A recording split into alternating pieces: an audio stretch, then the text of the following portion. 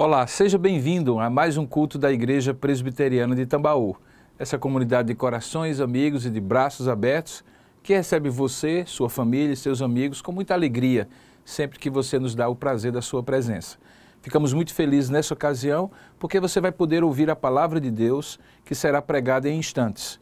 Esta é a última das 4 mensagens sobre o livro de Joel e Deus certamente tem uma mensagem para você. Abra o seu coração e Deus fale com você.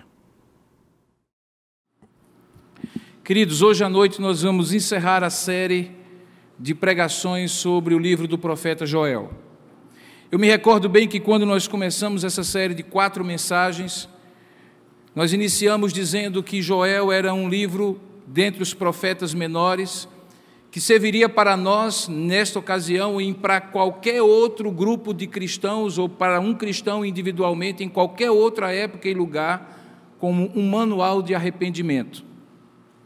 Porque, diferentemente de outros profetas menores, Joel dificilmente pode ser datado de maneira cravada em um determinado episódio que provocaria a profecia que Deus lhe deu e, portanto, seria este o contexto exclusivo em que esse livro deveria ser utilizado. Na verdade, havia acontecido algumas tragédias que, em qualquer época, poderiam ter acontecido, gafanhotos tinham vindo aos bandos sobre aquela terra e dizimado toda a plantação. Em cima da fome e veio a seca, e em cima da seca a carestia, a escassez, a falta de provisão, e no meio de toda aquela crise, Joel se levanta, ungido por Deus, chamado por Deus, para dizer: essa crise é uma oportunidade para o arrependimento.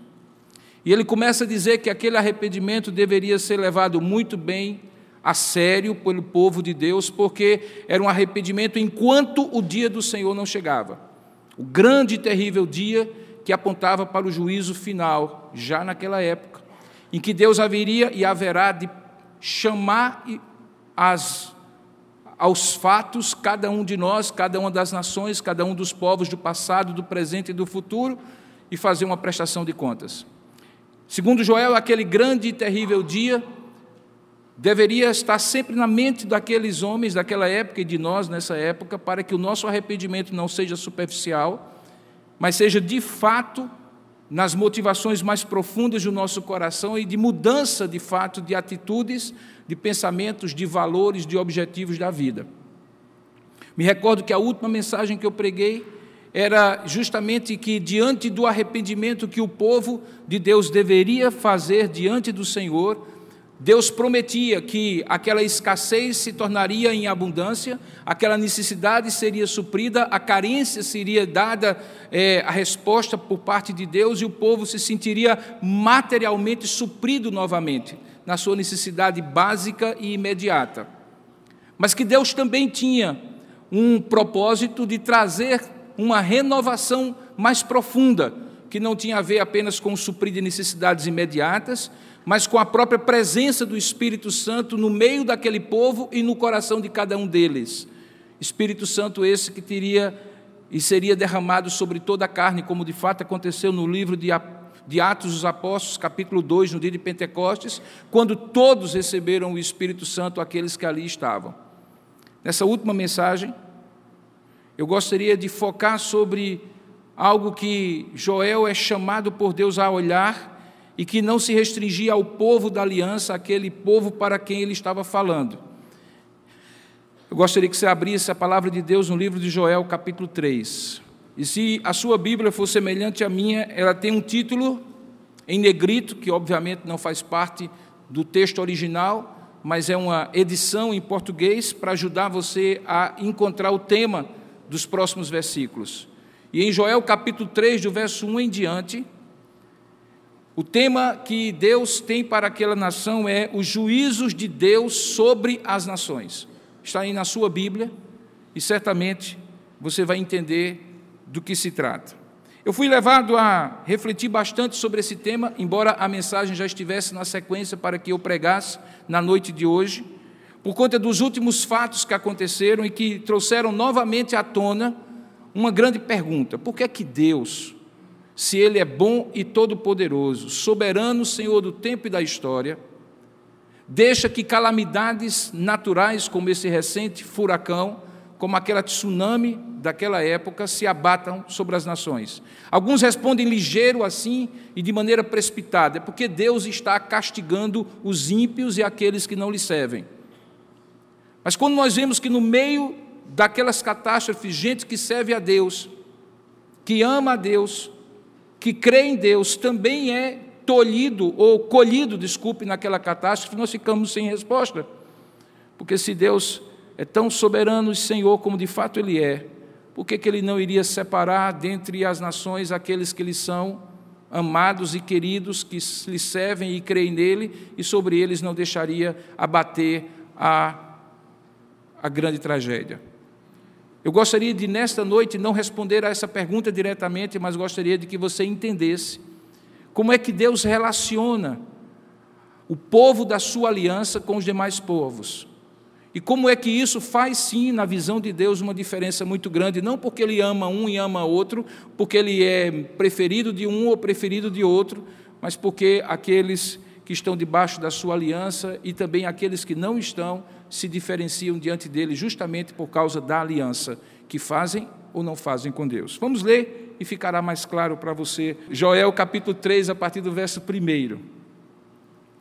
Eis que naqueles dias e naquele tempo, em que mudarei a sorte de Judá e de Jerusalém, congregarei todas as nações e as farei descer ao vale de Josafá. E ali entrarei em juízo contra elas, por causa do meu povo e da minha herança, Israel, a quem elas espalharam por entre os povos, repartindo a minha terra entre si. Lançaram sorte sobre o meu povo, e deram meninos por meretrizes, e venderam meninas por vinho que beberam. Que tendes vós comigo, Tiro e Sidom, e todas as regiões da Filístia? É isso vingança que quereis contra mim? Dizia Deus: se assim me quereis vingar, fareis sem demora cair sobre a vossa cabeça a vossa vingança. Visto que levastes a minha prata e o meu ouro e as minhas joias preciosas, meteste nos vossos templos, e vendeste os filhos de Judá e os filhos de Jerusalém aos filhos dos gregos, para os apartar para longe dos seus limites, eis que eu, o Senhor, dizia: os suscitarei do lugar para onde os vendestes, e farei cair a vossa vingança sobre a vossa própria cabeça. Eu venderei agora os vossos filhos e vossas filhas aos filhos de Judá, e estes aos sabeus, a uma nação remota, porque o Senhor o disse. Proclamai isto entre as nações: apregoai guerra santa e suscitai os valentes, cheguem-se, subam todos os homens de guerra, forjai espadas das vossas relhas de arado e lanças das vossas podadeiras, diga ao fraco: eu sou forte. Apressai-vos e vinde, todos os povos em redor, e congregai-vos para ali, ó Senhor, fazer descer os teus valentes. Levantem-se as nações e sigam para o vale de Josafá, porque ali me assentarei para julgar todas as nações em redor. Lançai a foice, porque está madura a seara, vinde, pisai, porque o lagar de uvas está cheio, e os seus compartimentos transbordam, porquanto a sua malícia é grande. Multidões, multidões no vale da decisão, porque o dia do Senhor está perto, no vale da decisão. O sol e a lua se escurecem e as estrelas retiram o seu resplendor. O Senhor brama de Sião e se fará ouvir de Jerusalém, e os céus e a terra tremerão. Mas o Senhor será o refúgio do seu povo e a fortaleza dos filhos de Israel. Sabereis assim que eu sou o Senhor, o vosso Deus, que habito em Sião, o meu santo monte, e Jerusalém será santa, estranhos não passarão mais por ela. E há de ser que naquele dia os montes destilarão mosto, e os outeiros manarão leite, e todos os rios de Judá estarão cheios de águas. Sairá uma fonte da casa do Senhor e regará o vale de Sitim. O Egito se tornará numa desolação, e Edom se fará um deserto abandonado, por causa da violência que fizeram aos filhos de Judá, em cuja terra derramaram sangue inocente. Judá, porém, será habitada para sempre, e Jerusalém de geração em geração. Eu expiarei o sangue dos que não foram expiados, porque o Senhor habitará em Sião. Que Deus abençoe a sua palavra. Amém. Ó Deus amado, eis aqui a tua palavra lida, inspirada pelo teu Espírito Santo. Nós rogamos que pela tua graça e misericórdia o Senhor fale conosco aquilo que tu tens já separado para nós nesta noite. E que nenhum de nós, ó Pai, por desobediência ou dureza de coração, por incredulidade, ó Deus, ou distração, deixe de ouvir aquilo que o Senhor quer falar a cada um de nós. Antes, traz cativo o nosso pensamento à tua palavra. Guarda as entradas espirituais deste lugar, para que o inimigo não tenha poder de roubar a tua palavra que está direcionada ao coração de cada um desses homens, dessas mulheres do Senhor, dessas pessoas que estão ouvindo essa mensagem, seja aqui, ou na internet, ou na televisão. Que o Senhor traga a tua palavra e o Senhor fale conosco, nos preparando para ouvir a tua voz, crer e obedecer naquilo que tu nos ensinas. É assim que nós te oramos, gratos a ti pela tua palavra que é verdade. Em nome de Jesus, amém. Queridos, poucos conseguem compreender que a história caminha inexoravelmente para um fim. Que mais cedo ou mais tarde, não apenas na minha vida e na sua vida, porque temos um tempo curto de existência e os anos se passam e nós envelhecemos e certamente um dia partiremos, mas a humanidade como tal e a história como tal da raça humana caminha, sim, para um momento de decisão. A velocidade com que nós estamos vendo, de tempos atrás até hoje, que a tecnologia se desenvolve, é a mesma velocidade que nos faz ver que os valores também se deterioram. Melhoramos por um lado e temos hoje condições de viver de forma mais confortável e tranquila do que gerações anteriores, mas em contrapartida, temos hoje costumes, crenças, valores, objetivos de vida, situações que nos deparamos no dia a dia, que são muito mais parecidas com uma época de Sodoma e Gomorra do que uma época em que hoje a chamada civilização ocidental está no seu ápice de evolução.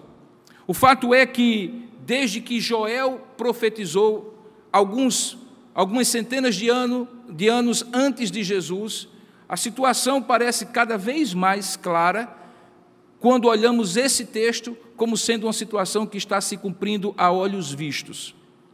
Se você conseguir entender bem o que estava acontecendo, você vai entender que o que se aplica a este povo de Joel, para quem ele destina a sua profecia, pode ser claramente generalizado para os tempos de hoje. E o que é que se aplica para aquele povo? O povo havia sido exortado a se arrepender. O povo de Deus havia se arrependido e Deus tinha cumprido a sua promessa em dar a este povo a provisão material e o sustento espiritual. A profecia que eles haviam recebido se cumpre de maneira completa e absoluta quando, no dia de Pentecostes, eu referi-me isso na introdução, o Espírito Santo é derramado e o relógio de Deus é ativado numa contagem regressiva, em que os tempos e os minutos e os segundos estão acelerados cada vez mais para um momento em que esse relógio vai zerar. E nesse momento em que o relógio da história, o Cronos, zerar, é o dia terrível do encontro da humanidade rebelde e desobediente com o seu Criador. O que vai distinguir uns de outros não é a piedade pessoal, não é a religiosidade de alguns em detrimento da falta de religiosidade de outros, não é boas obras acumuladas ao longo do tempo, não é posturas éticas que eventualmente escondem motivações nem tão puras assim. O que vai distinguir ou não é aquilo que este povo ou aquele povo vai fazer diante da advertência do Senhor. E se você olhar direitinho, é uma advertência muito severa. Naquele contexto específico, o que havia acontecido era que as cidades-estados da Fenícia, Tiro e Sidom, que nós conhecemos da história geral, os povos do mar, como eram chamados, tinham saído das suas terras e aproveitado o verdadeiro caos que tinha se alastrado em Israel diante da praga dos gafanhotos, da seca posterior, e tinha aproveitado a situação de vulnerabilidade daquele povo para levar filhos e filhas, os filhos de Israel, os filhos de Judá como escravos e, de alguma forma, repetirem naquela época o que acontece hoje. Atravessarem o mar Mediterrâneo e venderem os filhos de Judá e os filhos de Israel para os gregos. Exatamente o que hoje nós vemos quando olhamos na televisão todo aquele contexto de traficantes de pessoas que aproveitam a situação precária da África, de fome e de miséria, e por alguns tostões, muitos tostões, colocam risco. Calcula-se que para cada 10 pessoas que tentam atravessar hoje o mar Mediterrâneo para a Itália ou para a Grécia, 5 morrem no caminho. É uma taxa de 50% de êxito e 50% de fracasso. Mas esse êxodo não é um êxodo atual. Quando o povo de Deus se viu numa carência tremenda, diz o texto que eles começaram a espalhar os filhos de Israel, os de Tiro, os de Sidom, os da Fenícia, grandes mercadores que eram, pelas nações da bacia do Mediterrâneo. E ao fazerem isso, eles estavam indo de encontro, ou contra, na verdade, aquilo que Deus havia dito que haveria de fazer. Era como se a iniciativa daqueles povos, além de ser moralmente errada, eticamente injustificável, também ia contra um propósito de Deus, que era o propósito de restaurar o povo na terra onde ele se encontrava e não permitir a dispersão do povo por todas as terras. As promessas que ele faz anteriormente não eram promessas que ele haveria de salvar o povo longe da terra, mas que na própria terra onde eles tinham caído e experimentado a derrota, o fracasso, a fome e a escassez, Deus haveria de prover e ali mesmo derramar o seu Espírito e prover a restauração. Tanto é que no final desse capítulo você vê a ênfase que Joel dá de onde essas coisas acontecerão quando ele fizer a restauração final. Será em Jerusalém, será em Judá, ali o meu povo estará, ali estará a minha bênção e assim por diante. Por quê?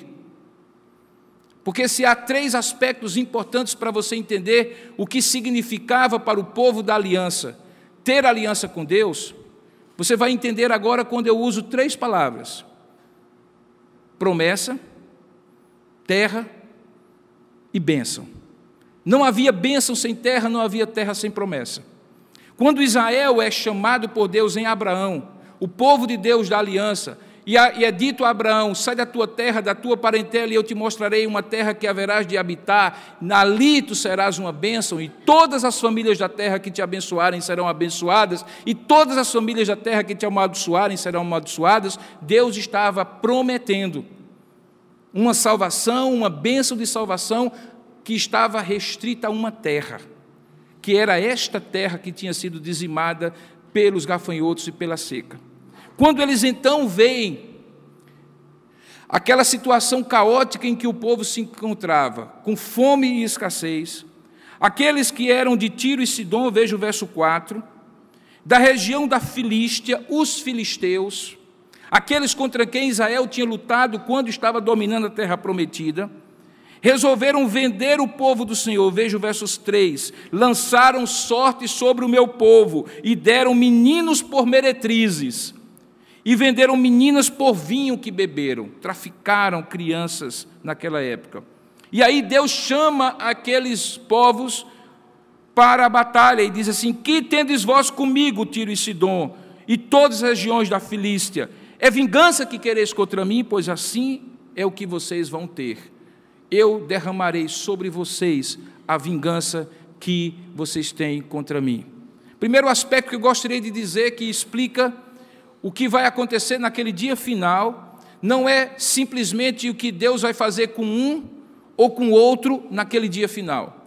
É o que um ou outro fizeram com Deus durante toda a sua vida. O dia da vingança do Senhor, o dia do juízo final, o dia grande e terrível que Joel profetiza, é um dia de prestação de contas, não de Deus para com os povos e as nações, mas dos povos e nações para com Deus. E aquilo que vai justificar ou condenar povos e nações, indivíduos, homens e mulheres, não é aquilo que Deus eventualmente lhes dará naquele dia, mas aquilo que eles deram a Deus durante toda a sua existência. Deus simplesmente retribuirá, devolverá aquilo que eles resolveram fazer. Na verdade, Deus já começou a fazer isso. Se você puder abrir a sua Bíblia, em Romanos capítulo 1, você vai entender o que está acontecendo nos dias atuais. E que expliquem muito por que é que você não vê Deus levantando-se do seu trono ainda e fazendo a coisa correta e chamando o feito à ordem. Se você for para Romanos capítulo 1, verso 18, você vai entender o que é que Deus está retendo.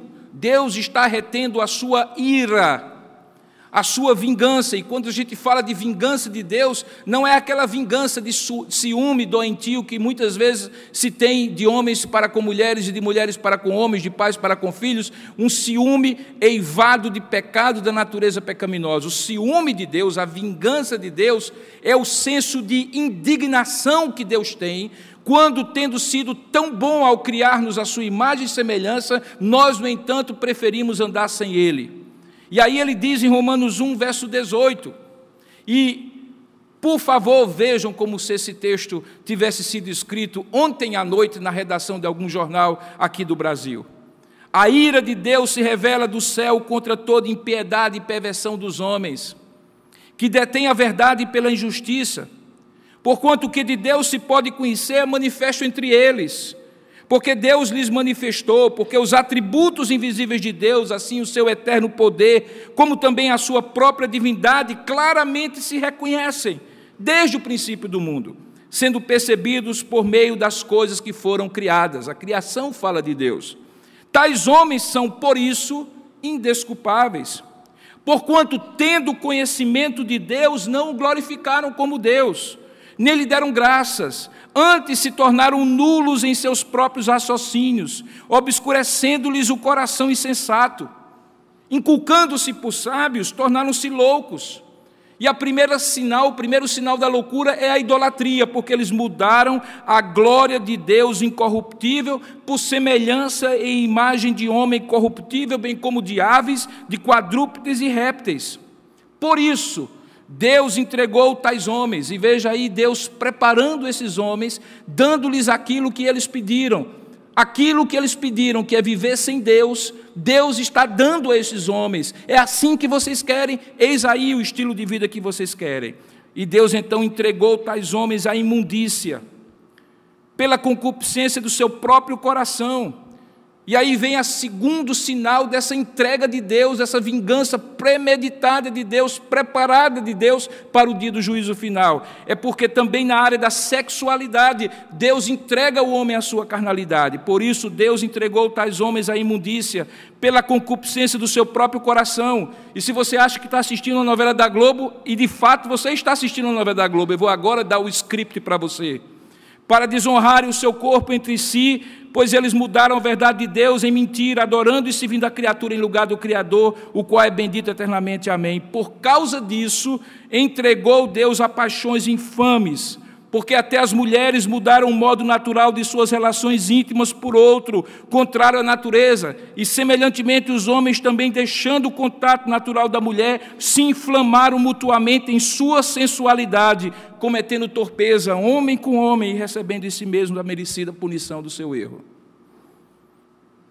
E por haverem desprezado o conhecimento de Deus, verso 28, o próprio Deus os entregou, e aí você entende por que não faz sentido para você certas coisas que você está assistindo e vendo, pessoas dizendo como se fossem as coisas mais naturais do mundo. Você agora vai entender, porque Deus, visto que eles desprezaram o conhecimento do Senhor, os entregou uma disposição mental reprovável, uma cegueira, uma incapacidade mental de perceber, para praticarem coisas inconvenientes. E aí está o retrato do Bom Dia Brasil, do Jornal Hoje, do Jornal Nacional, do Jornal da Noite. É isso que você assiste todo dia, está aqui escrito, olha.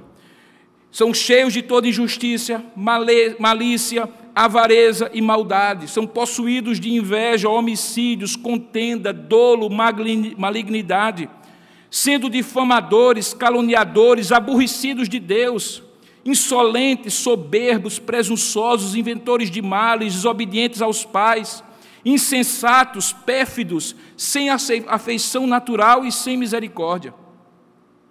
Ora, conhecendo eles a sentença de Deus, que são passíveis de morte os que tais coisas praticam, não somente as fazem, mas também aprovam os que assim procedem. O que é isso, senão, ao olhar Joel, o que Deus está dizendo que devolverá como vingança a um povo que anda longe dele e que, por isso, no dia do juízo, no grande e terrível dia do Senhor, Deus devolverá a eles aquilo que eles deram a Deus durante a vida toda. Não se trata, portanto, de injustiça de Deus. Deus simplesmente dá de ombros e diz: é isso que vocês querem, é isso que vocês terão. Aquilo que Joel profetiza em capítulo 3 da sua profecia é aquilo que Romanos capítulo 1, o apóstolo Paulo descreve. Passaram-se séculos entre um e outro, mas pior do que isso, é aquilo que nos dias de hoje nós assistimos em qualquer telejornal, em qualquer novela. E hoje, muito pior do que antes. Porque se antes havia todas essas coisas, não havia uma tentativa de justificá-las como normais. Você percebe que hoje o problema não é que existam todas essas coisas, porque de fato essas coisas sempre existiram em todo o tempo, mas é que hoje elas estão tentando justificar como normais, como padrão. Daqui a pouco aquilo que é normal por toda a história se tornou anormal. Aquilo que era certo se tornou errado. Aquilo que era justo se tornou injusto. Aquilo que era puro se tornou impuro. E justificada por meio de argumentos os mais loucos, que só fazem sentido no seu nexo, na sua lógica, a pessoas que estão cegas. E estão cegas por quê? Porque Deus está lhes permitindo viver cegos até aquele dia do juízo. Porque a disposição mental deles é caminhar sem Deus. Os habitantes de Tiro e de Sidom, os filisteus, eram inimigos do povo de Deus, porque eram inimigos de Deus. Assim como hoje pessoas se tomam como inimigas do povo de Deus, porque são inimigos de Deus.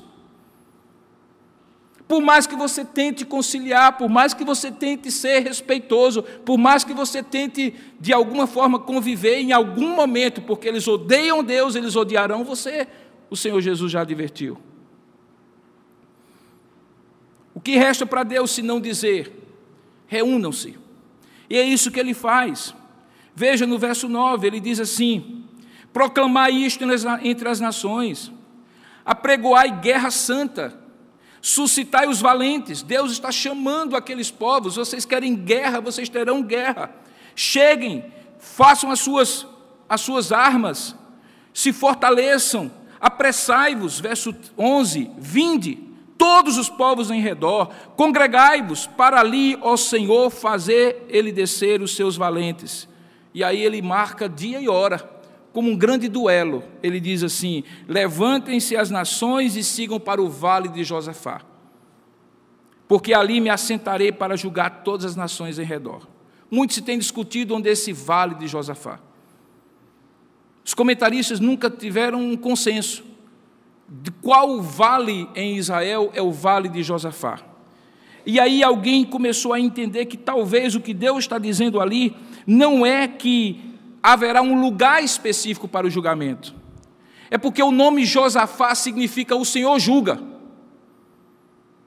Em outras palavras, Deus está dizendo assim: haverá um dia de juízo, haveria um dia de prestação de contas, o dia em que a sessão do juízo final será aberta, e aquele lugar, naquele momento, seja ele onde for, seja em que instante for, é o dia da decisão. Por isso que ele diz: multidões, multidões, verso 14, no vale da decisão, porque o dia do Senhor está perto, no vale da decisão.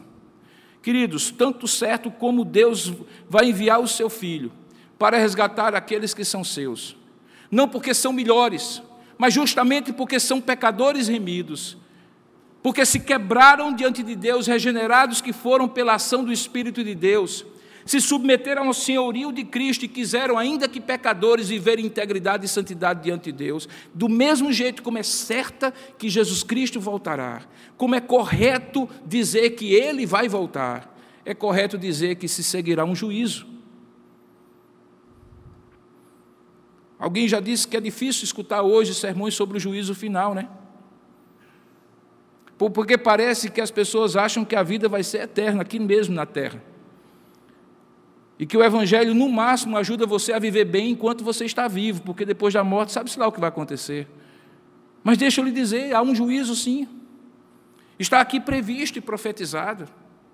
No caso específico de Joel, ele iria julgar as nações que fizeram com o povo de Deus aquilo que queriam fazer contra Deus.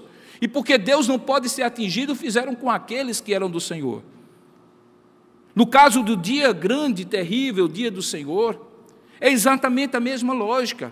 Aquilo que tentam fazer contra o povo de Deus, que não é necessariamente uma igreja, mas todos aqueles que são tementes e confiam em Jesus como Senhor e Salvador de suas vidas, haverá de voltar numa forma de retribuição da parte de Deus no dia do juízo para aqueles que assim fizeram. Não porque nós somos melhores, mas porque fizeram conosco, ou farão conosco, aquilo que gostariam de fazer com Deus.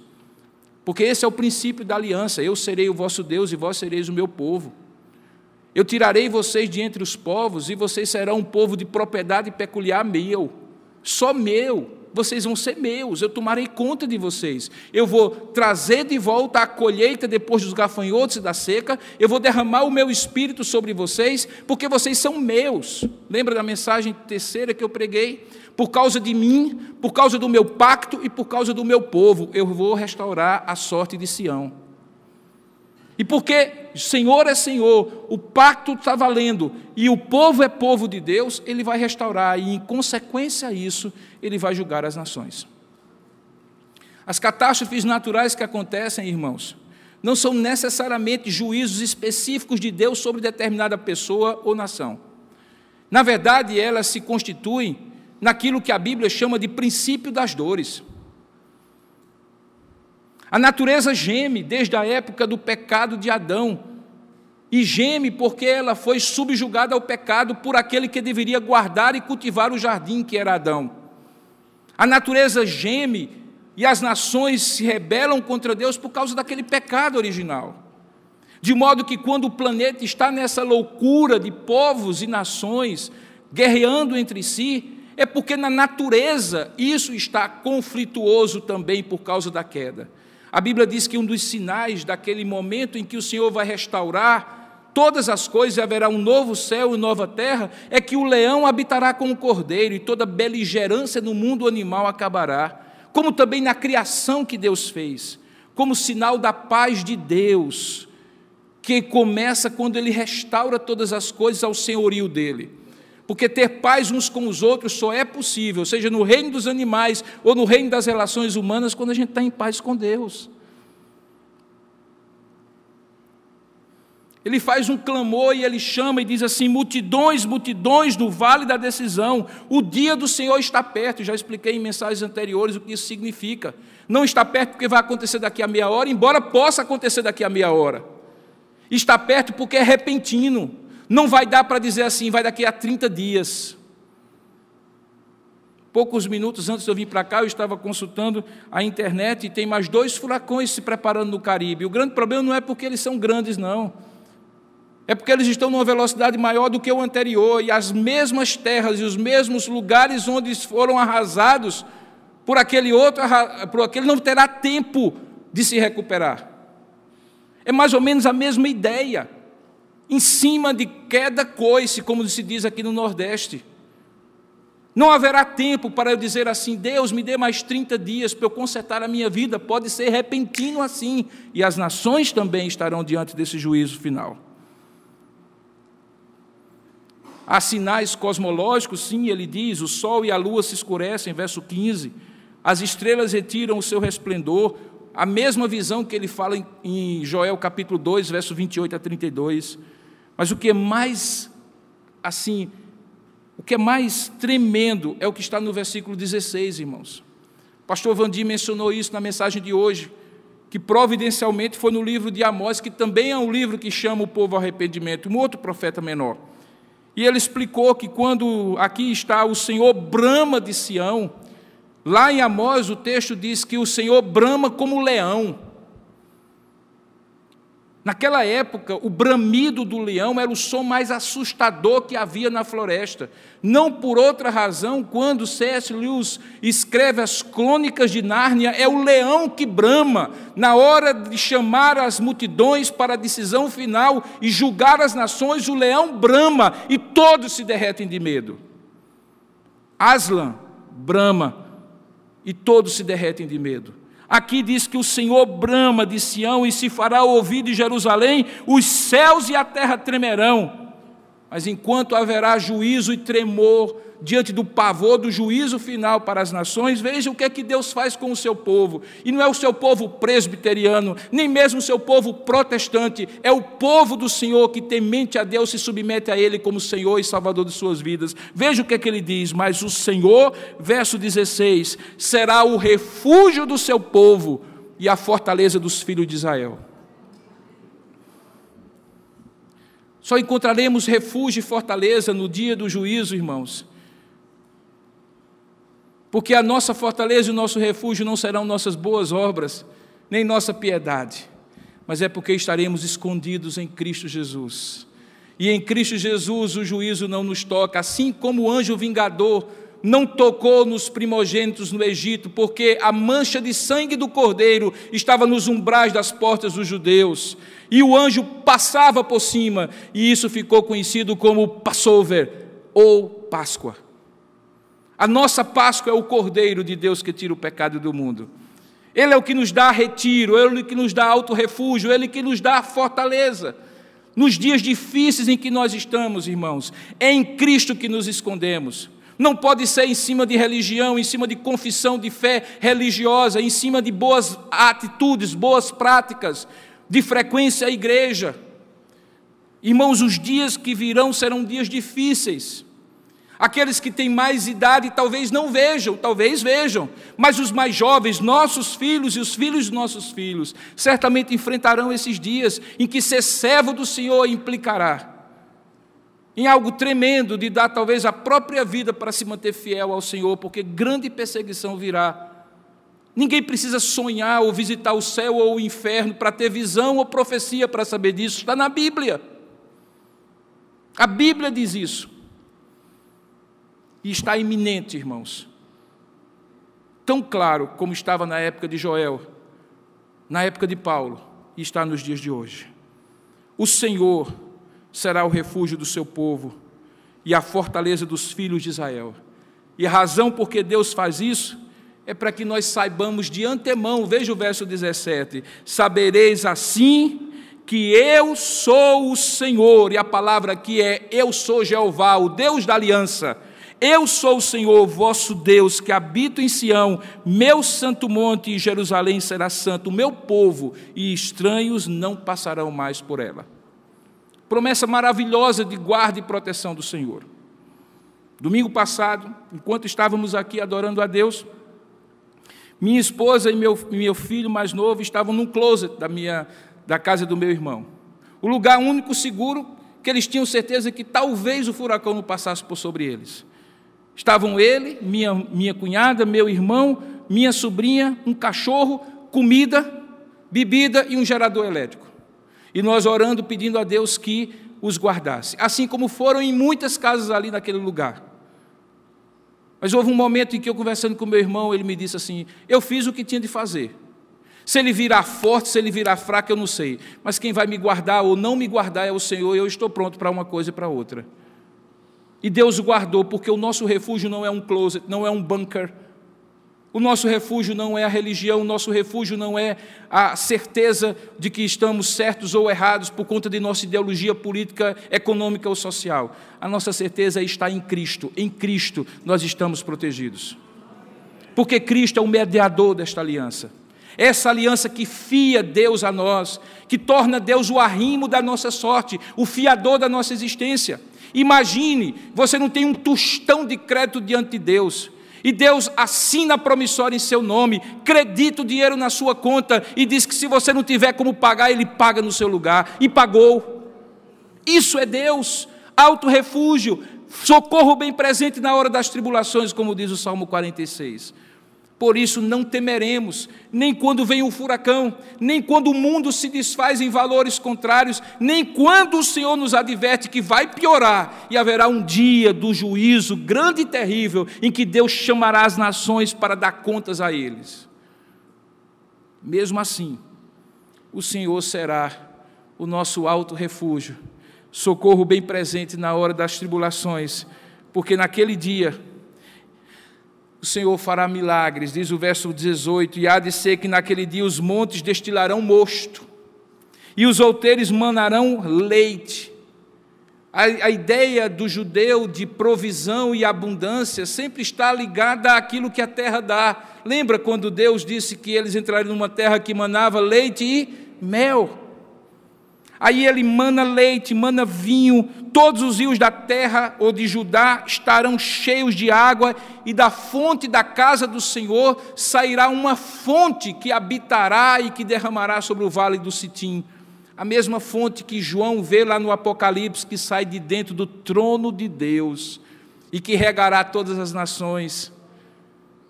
Veja como as coisas batem, a palavra de Deus é tão maravilhosa, irmãos.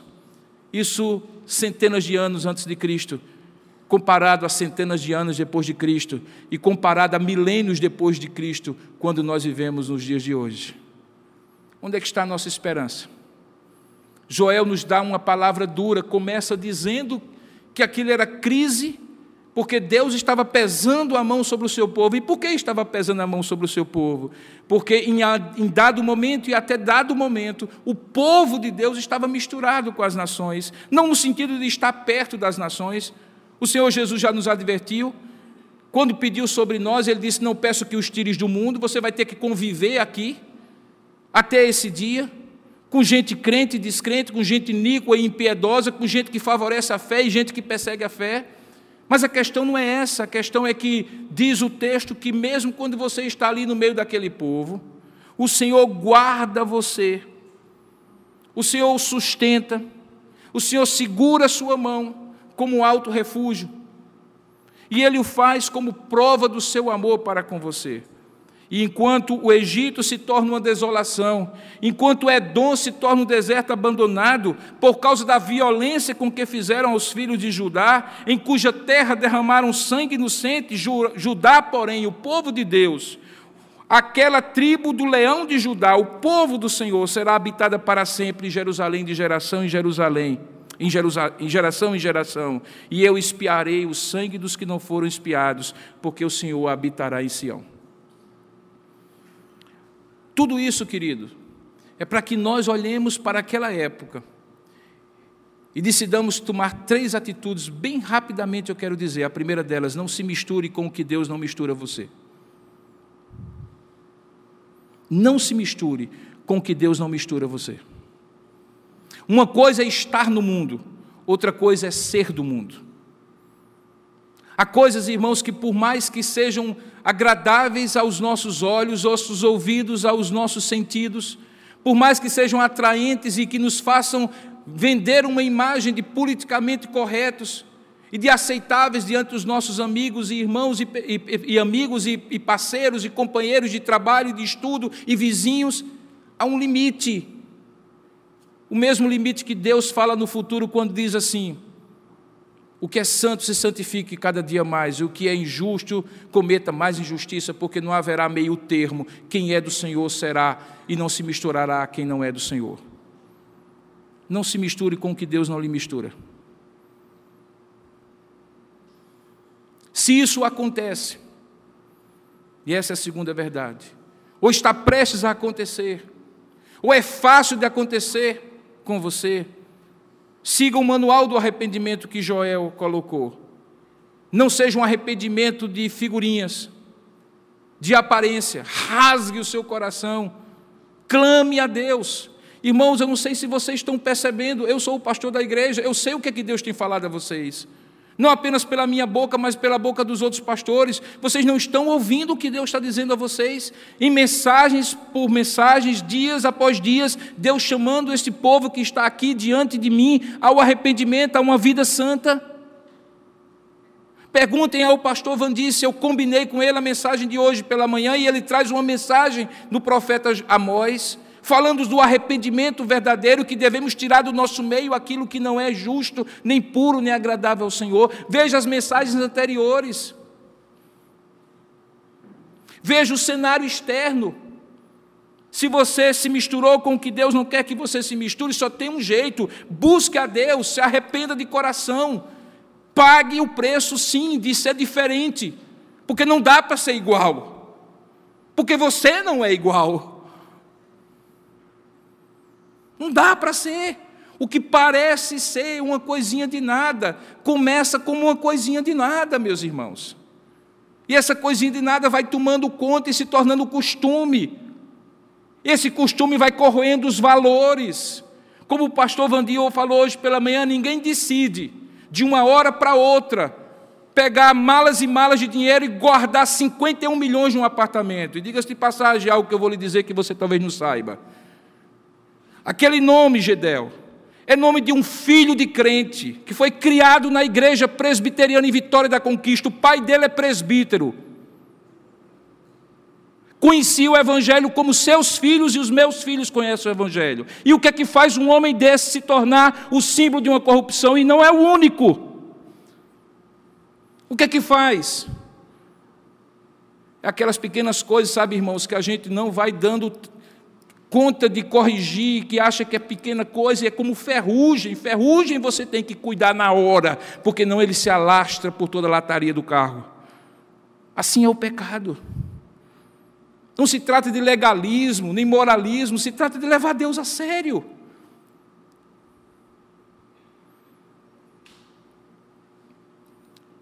Deus não quer que você se misture, portanto não se misture com o que Deus não lhe misturou. Mas se você se misturou, se purifique, se arrependa, busque a Deus, porque o caminho do Senhor é o caminho da volta. Sabe quantas voltas você vai voltar para Deus? Tantas quantas forem necessárias, e se for sincero. E sabe quantas vezes Deus vai lhe receber de volta? Tantas quantas você voltar. Ele nunca vai dizer, de novo, Robson. Ele estará sempre, sim, ele de maneira perfeita, de coração amigo e de braço aberto, se você voltar. Arrependimento é voltar, irmãos, é metanoia, é estar numa direção, converter-se e voltar. Não é como o pastor falou hoje pela manhã, simplesmente uma mudança de opinião. Eu pensei que é assim, agora eu descobri que é errado. Não, isso mexe visceralmente com a nossa alma. E ao fazer isso, diz o texto, nós podemos voltar para Deus, e se estamos misturados, o Senhor nos purificar de volta. Agora, queridos, uma vez que você volta, deixa eu lhe dar a terceira atitude que você precisa tomar diante desta profecia. Comece a cultivar na sua vida uma expectativa temente de que isso vai acontecer. Isso muda, irmãos, e preste bem atenção ao que eu vou lhe dizer agora. Isso muda os seus planos. Hoje morreu um dos grandes repórteres do nosso país. E eu ouvi, um tempo desse atrás, uma entrevista em que ele falava o seguinte: quando eu descobri que eu estava com câncer no fígado e com metástases em outras partes do corpo, eu descobri que não tinha valido nada a pena aquilo que eu tinha construído, e eu tinha que voltar-me para Deus. Alguns dizem que ele voltou, há fotos dele lendo a Bíblia. Alguns dizem até que ele radicalizou tanto que deixou o tratamento da quimioterapia e cria apenas na cura de Deus. Eu não vou julgar o mérito disso aí, Deus sabe por que ele fez. Mas eu sei de uma coisa: se você soubesse que você tem um dia de vida, você não estaria usando o seu tempo, o seu talento e o seu tesouro da maneira desleixada que você leva, meu irmão. Você estaria colocando as prioridades de Deus, e o dia do Senhor vem repentinamente, não é num dia não, é a qualquer hora. Como é que eu posso enterrar o meu coração aqui, irmãos? Como é que eu posso oferecer as sobras para Deus? Como é que eu posso ser tão relaxado para com Deus, se eu sei que a qualquer momento esse dia vai chegar? Eu tenho então que cultivar uma expectativa temente diante de Deus. Viver diante de Deus, diante da face de Deus, não é viver com medo, é viver com expectativa, maranata, ora vem Senhor Jesus, a qualquer momento Ele vai voltar, eu tenho que ser santo para recebê-lo como santo Ele é. Isso muda a maneira como eu faço negócio, a maneira como eu me relaciono com a minha esposa, com o seu esposo, você se relaciona com os seus filhos, a maneira como você investe o seu tempo, a maneira como você sonha os próximos dias da sua vida. Não há problema em você fazer planos a longo prazo. Só saiba de uma coisa, eles podem não se cumprir. Portanto, escolha muito bem que planos você vai fazer.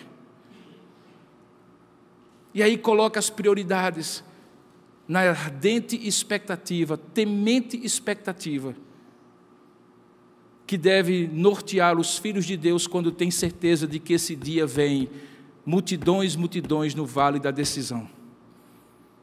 Quando fazemos assim, irmãos, a lição de Joel foi aprendida.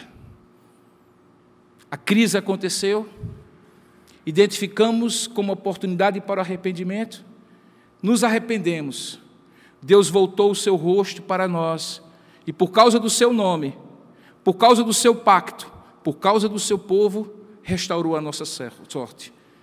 Nos deu aquilo que precisamos para viver, e ainda nos deu o seu Espírito para habitar em nós até o dia da sua volta. E agora está dizendo, voltar-me-ei para as nações, porque elas não se voltaram para mim. E você estará assistindo isso, não se misture com o que Deus não lhe mistura. Se você se misturou, se purifique. E purificado como você está, fique na ardente expectativa de que isso vai acontecer.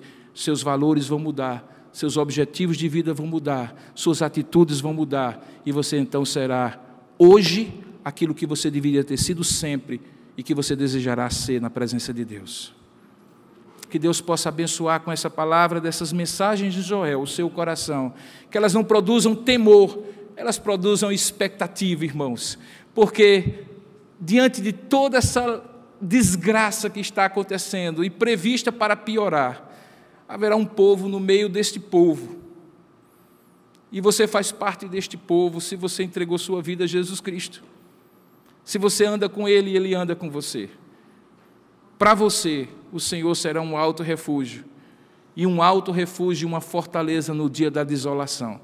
Agora deixa eu lhe dizer uma coisa, se você está aqui no meio, achando que é, sem nunca ter sido, convivendo, achando bom, sendo abençoado, sem nunca se comprometer, está aqui, recebendo as migalhas, quando poderia estar sentado no banquete. Deixa eu lhe dizer uma coisa, a sua situação é muito pior do que quem está lá fora, porque os que estão lá fora podem, pelo menos, alegar que não tiveram a oportunidade nem o privilégio que você está e que você tem. Mas você que tem, cuide, porque os dias serão maus e só o alto refúgio do Senhor será livramento para nós. Curva a sua cabeça nesse instante e feche os seus olhos. Nesse momento, a minha expectativa é que você responda a Deus aquilo que você ouviu. Como você fará, eu não sei. Deus é que sabe aí no seu coração o que é que mexeu com você. Você que é o nosso convidado, ou você que está aqui conosco, se congregando e como membro. O que é que Deus falou ao seu coração? Diante do que Ele falou, que atitude você decidiu tomar enquanto Deus estava mexendo aí no seu coração? Eu preguei a palavra. Deus é que pegou essa palavra e mexeu aí com você pelo Espírito de Deus. A responsabilidade agora é sua de responder a este Deus. Enquanto você fica com os olhos curvados, com os olhos fechados e a fronte curvada, escuta essa música. Ela fala da cena final desse grande enredo da história. Ela fala do dia da volta de Jesus, em que Ele vai restaurar todas as coisas e estaremos diante dEle para toda a eternidade.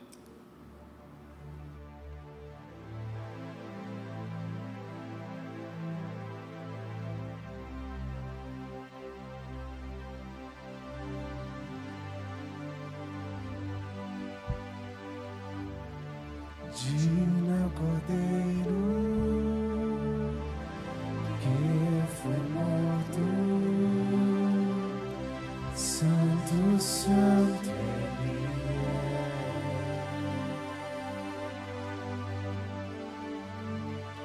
Um novo cântico ao que se assenta sobre o trono do céu.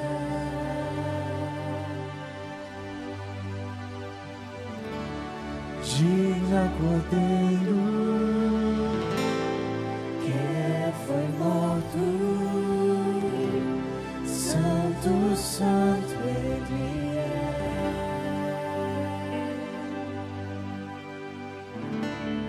Um novo cântico ao que se assenta sobre o trono do céu.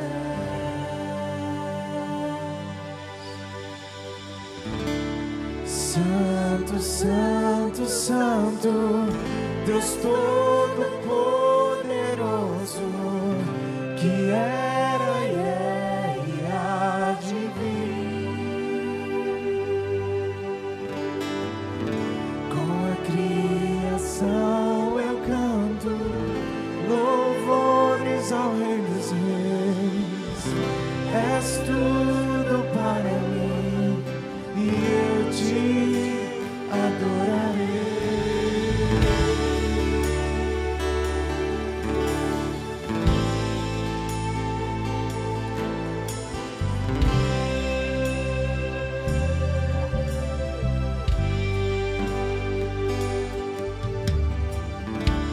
Está vestido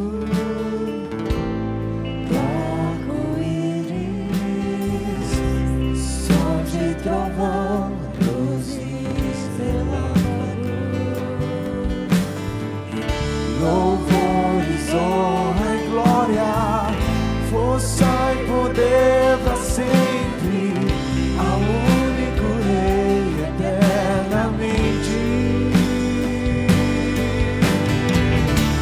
Santo, Santo, Santo, Deus Todo-Poderoso, que era e é e há de vir. Com a criação eu canto louvores ao Rei dos Reis. És tudo para mim e eu te adorarei. Santo, Santo, Santo, Deus Todo-Poderoso, que era e é e há de vir. Com a criação eu canto louvores ao Rei dos Reis. És tudo para mim e eu te adorarei.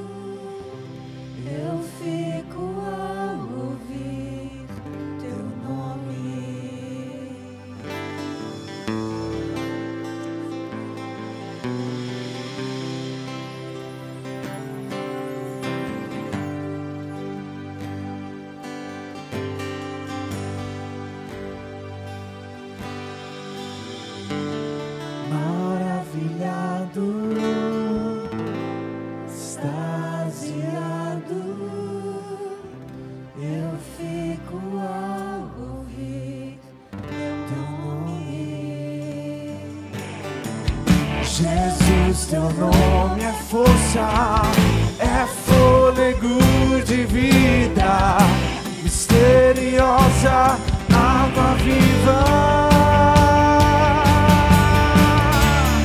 Santo, Santo, Santo, Deus Todo-Poderoso, que era e é e há de vir.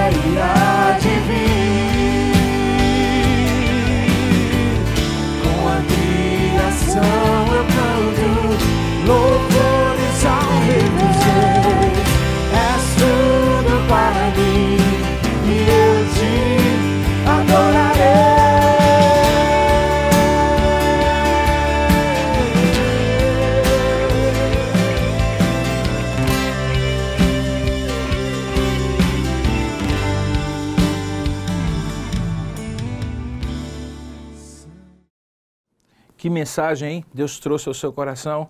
Espero que ela prepare a sua vida para esses dias difíceis que virão aí pela frente, até que Jesus Cristo volte. E espero também que o seu coração e aqueles que você ama estejam todos guardados por Jesus, o alto refúgio. Com Ele você faça uma aliança que seja uma aliança para o bem da sua vida eterna. Espero também tê-lo aqui conosco em alguma das ocasiões futuras. Quem sabe você deixa de nos assistir à distância e esteja conosco aqui em algum dos momentos dos nossos cultos e encontros. Espero também que você dê uma passadinha aqui, tomar um café conosco e conversar um pouco sobre a palavra de Deus e sobre o Evangelho de Jesus Cristo. Se você quiser entrar em contato conosco, está aí na tela as várias maneiras, redes sociais e meios de comunicação. Deus abençoe você e tenha uma ótima semana com a presença de Jesus na sua vida. Até mais.